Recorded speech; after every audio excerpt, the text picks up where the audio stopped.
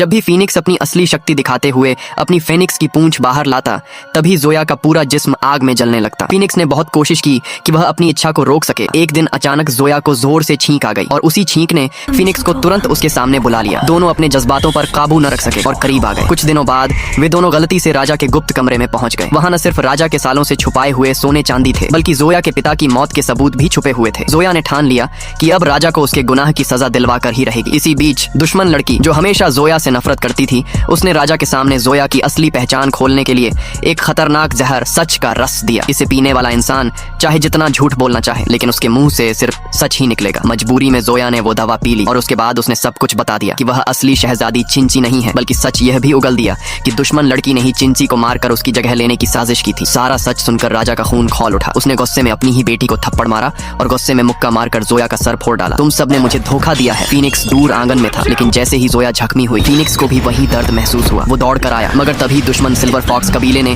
Phoenix पर हमला कर दिया। फीनिक्स जानता था कि जोया मुश्किल में है, इसीलिए उसने जल्दी से सिल्वर फॉक्स को हराया और दौड़ते हुए जोया तक पहुंच गया। राजा ने अपने सैनिकों को हुक्म दिया, इस औरत को मार दो। लेकिन जैसे ही एक सैनिक ने जोया पर तलवार उठाई, जोया को फिर से छींक आई और उसी छींक ने फीनिक्स को उसके सामने ला दिया। फीनिक्स ने नंगे हाथों से तलवार पकड़ ली और अपनी 9 आवाजी फीनिक्स पंजा से सैनिक को एक ही वार में मौत के घाट उतार दिया। फीनिक्स ने सबको चेतावनी दी, आज यहाँ से सिर्फ एक ही जिंदा जाएगा। डर के मारे राजा ने अपनी ही बेटी को छुरा घोंप कर मार डाला। ये देखकर दुश्मन लड़की टूट गई, क्योंकि अब उसे समझ आया कि उसके बाप ने कभी उससे मोहब्बत ही नहीं की थी। इसके बाद जोया ने राजा से सवाल किया, मेरे पिता की मौत का असली कातिल कौन है? राजा ने कबूल किया कि उसने सीधे जोया के पिता को नहीं मारा, बल्कि असली गुनहगार कोई और है, वो जो काला जादुई पत्थर पाना चाहता था। जोया का गुस्सा फूट पड़ा, मेरे पिता की पूरी जिंदगी जैसे तेरे जैसे कमजोर इंसान ने बर्बाद कर दी। और उसी गुस्से में जोया ने राजा को मार डाला। उसके बाद फीनिक्स और जोया ने राजा की मुहर लेकर सारे सबूत लिखवा कर अपने पिता का नाम साफ करने की कोशिश की। लेकिन उन्हें अभी ये नहीं पता था कि जोया का सबसे बड़ा दुश्मन सिल्वर फॉक्स कबीला फीनिक्स का भी दुश्मन है, क्योंकि सिल्वर फॉक्स ने ही फीनिक्स की पूरी कौम को जादू से कैद कर दिया था और अब जंग